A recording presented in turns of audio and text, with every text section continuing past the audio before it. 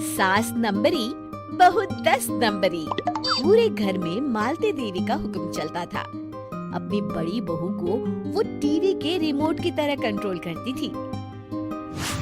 चलो देर हो रही है, 12 बजे से पहले लड़की वालों के यहाँ पहुँचना है। हाँ हाँ चलती हूँ। मैं तो भगवान से बस ये दुआ कर रही हूँ कि जिस तरह मेरी बड़ी बहू मेरी मुट्ठी में है, उसी तरह मेरी छोटी बहू भी मेरे इशारे पे नाचे। अरे भगवान, भला इस घर में किसकी हिम्मत है जो तुम्हारे खिलाफ जाने की हिमाकत करे। इस तरह मालती देवी अपने छोटे बेटे की भी शादी कर देती है। मालती की छोटी बहू फैशन डिजाइनर का कोर्स करके आई थी। उसका सपना था कि शादी के बाद वो अपना खुद का बुटीक खोले। एक दिन, क्या बात है छोटी, तू तो एक से बढ़कर एक डिजाइन बना लेती है।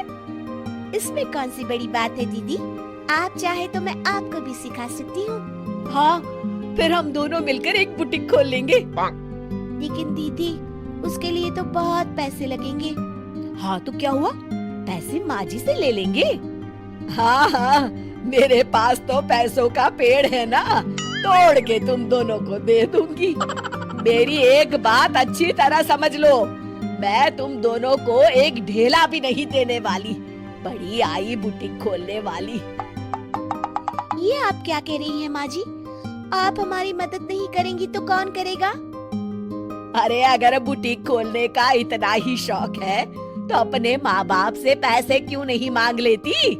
मेरे पैसों पर क्यों आंख गड़ाए बैठी हो तुम दोनों? इस तरह अपने इरादे स्पष्ट करके मालती देवी वहाँ से चली जाती है। अरे ये क्या दीदी, माँ जी तो साफ मुकर गई। अब हम क्या करेंगे? तू चिंता मत कर, बुटीक तो खुल के ही रहेगा। कहते हैं कि घी जब सीधी उंगली से नहीं निकलता तो उसे उंगली टेढ़ी करके निकालना चाहिए। माँ जी अपने आप को समझती क्या है? पूरी सोसाइटी जानती है कि माँ जी ने अपनी सास को घर से निकालकर उनकी दौलत पर कब्जा कर लिया है। हाँ दीदी, अब तो जैसे को तैसा करना पड़ेगा।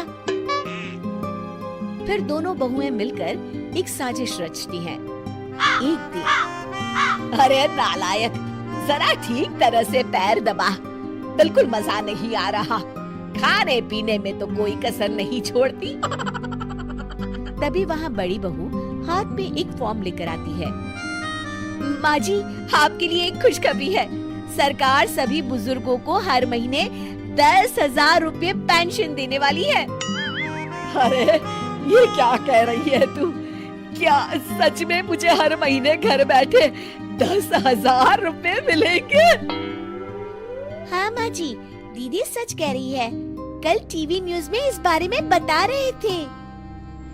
बस आप ये फॉर्म पढ़ के इसे भर दीजिए और अपने दस्तखत कर दीजिए। मैं इन्हें ले जाकर जमा करवा देती हूँ।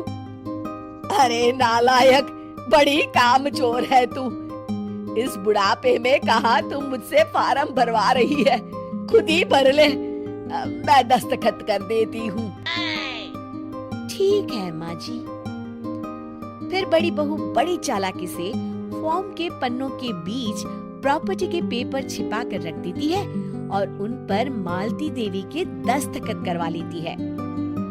कुछ दिनों के बाद मालती देवी अपने पति के साथ 2 दिनों के लिए अपने एक रिश्तेदार के यहाँ जाती है।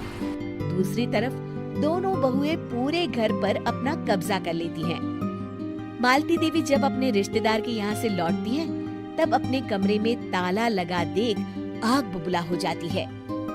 अरे नालायको, मेरे कमरे में इतना बड़ा ताला किसने लगाया है? माँ जी, ये कमरा तो मैंने अपने बेटे रोहन को दे दिया है और आज से आप बाहर कोने में जो छोटा कमरा बना है ना, वहाँ रहेंगी। अच्छा, मैं उस सड़ेले कमरे में रहूंगी है? तेरी ये कहने की हिम्मत भी कैसे हुई? और मेरी इजाजत के बिना मेरा कमरा देने वाली तू होती कौन है? लगता है तू भूल गई, इस घर की मालकिन मैं हूँ। तभी वहाँ छोटी बहू आती है। अरे माँ जी, आप इस घर की मालकिन नहीं है। अब इस घर की नई मालकिन हम दोनों बहुएं हैं। ये देखिए, इन प्रॉपर्टी के पेपर पर आप ही के दस्तखत है। अरे भाग्यवान, ये तुमने क्या कर दिया? दस्तखत करने से पहले एक बार ठीक से पढ़ तो लेती। अरे लेकिन मेरी बहुएं मेरे साथ ऐसा कैसे कर सकती है? अरे तो इसमें कौन सी अचरज की बात है? तुमने भी तो अपनी सास को घर से बाहर निकाल दिया था।